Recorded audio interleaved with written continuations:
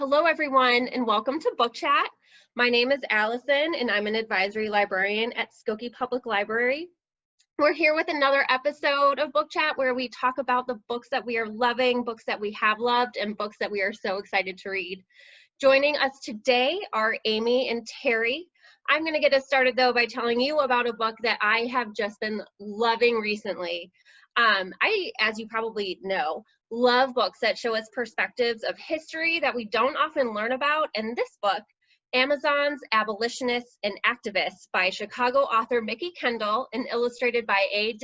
D'Amico, is exactly that. It's basically a primer on groups of women as well as individuals that you may or may not know. The book covers a lot of ground from antiquity all the way to the modern era and gives you just enough information to get you hooked. At 187 pages, it's an intriguing introduction to these women, and it sent me down many rabbit holes as I sought to learn more about them. Kendall employs a futuristic classroom and instructor who guides us through the different time periods through a lens that is much more inclusive than other history books that I've read.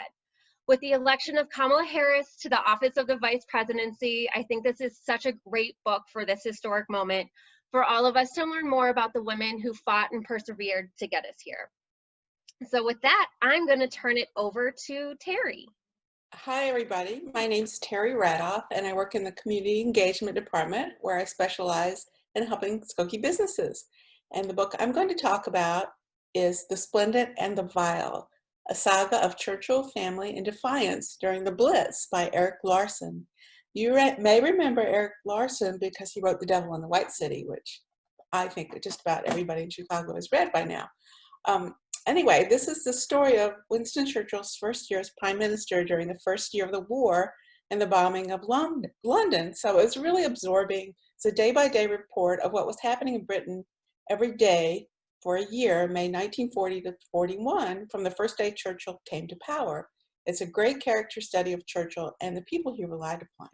So they used diaries, letters, intelligence reports, and to give you an insider's look from multiple points of view about what was happening from the first day Churchill came to power. And what a year it was. Hitler invaded Holland and Belgium after already capturing Poland. Everyone believed an invasion of Great Britain was coming at any moment, and Churchill immediately began preparing the country for it while simultaneously trying to prevent this invasion. He was a leader and a visionary and also a character. His personal foibles and charms are described by many people who experienced them firsthand. The book captures multiple points of view about the same incidents by describing what the regular people, Churchill's cabinet and officials in England and in the US and in Germany were doing and saying and thinking about the same incident. It was really fascinating. It's worth reading just to learn the story of their massive expansion of an air force within a few months and other clever methods they used to fight the German bombers. I am talking about this book because I love to read history. It helps put the present into perspective. It was engaging, it was engrossing, and it read like fiction. It was fun and even gossipy to read about the inner workings of Churchill's family and friends, especially Churchill's outspoken wife, Clemmy, who sometimes put their frequent guests in their place, and their children, especially their loving but wild and boy-crazy fourth child, Mary, and their ne'er-do-well son, Radoff, a drinker and a gambler who was married to their daughter-in-law, Pamela, who handled her wayward husband's behavior in creative ways of her own. The detailed accounts of their weekend retreats to a friend's countryside estate are funny and astounding. It was directly in the path of German bombers, which added a layer of fear to the wild goings-on, the late-night partying, and the search for food to feed the crowd in a time of ever-growing shortages. The Splendid and the Vile speaks to this moment in history because it is a portrait of how effective leadership can help people in a country navigate through what seems like a hopeless situation, a threat to their very existence. It shows the importance of picking effective, experienced people who can be relied upon to speak truth to power and fight for what they need to get the job done. The right leaders for the right moment somehow emerge, even though they may be flawed and even eccentric. When the crisis passes, they are often replaced by people more adapted to the current situation, and that's what happened to Churchill.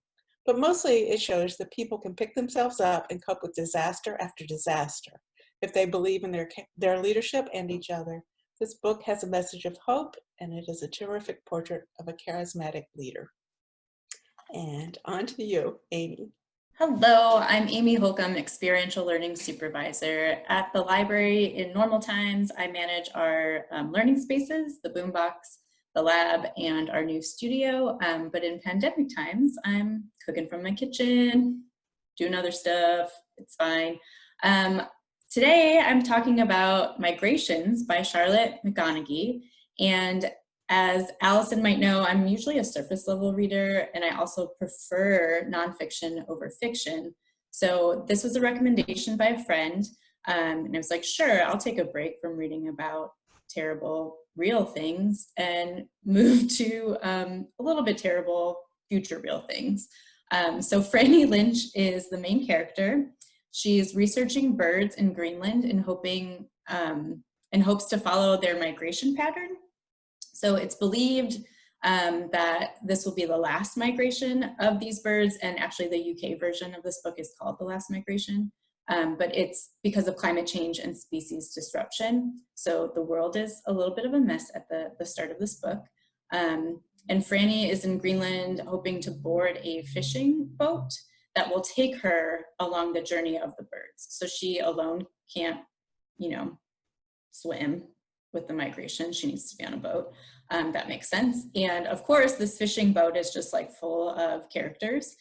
So I appreciated that. And then the book flashes back quite a bit. So we learn about Franny's entry into ornithology. We learn a lot about her past as the book unfolds. And what I liked about this is that it's like two journeys or two plots at once. So you're on the ship and then you flash back, and then you're on the ship and then you flash back.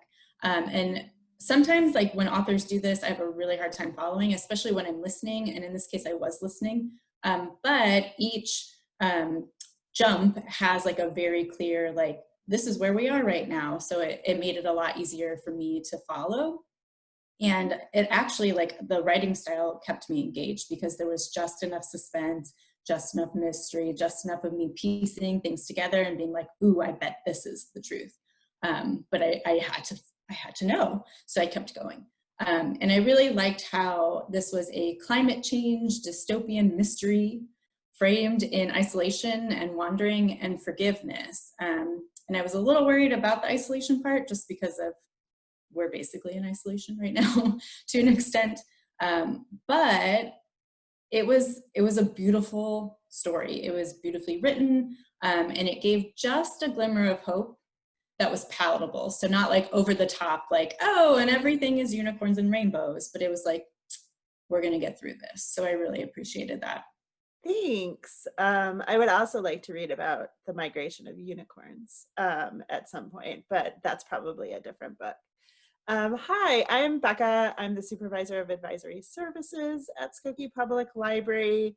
And I am today going to be talking about a revelation that we have had in the advisory department in the last week. Very important, very exciting for us, which is you may be familiar with the politician and change maker and social justice warrior Stacey Abrams, who is a wonderful author in and of herself. She has 2 nonfiction titles, Our Time Is Now and Lead from the Outside. But did you know that she is also a romance writer? So she writes under a nom de plume, which is Selena Montgomery. She has written 8 romantic suspense books. She started writing when she was in law school at Yale, and she published 8 books. And we found out that almost all of them are available on Hoopla. I started Reckless this weekend, and so far it's more suspense than romance. I haven't finished it yet, but at the beginning it's suspenseful and intense, and I'm sold. I'm really excited to read this book. But we wanted to make sure that you all knew this because she has a political thriller that's going to come out next year under her nom de plume, Selena Montgomery, called While Justice Sleeps. It's going to be in May of 2021.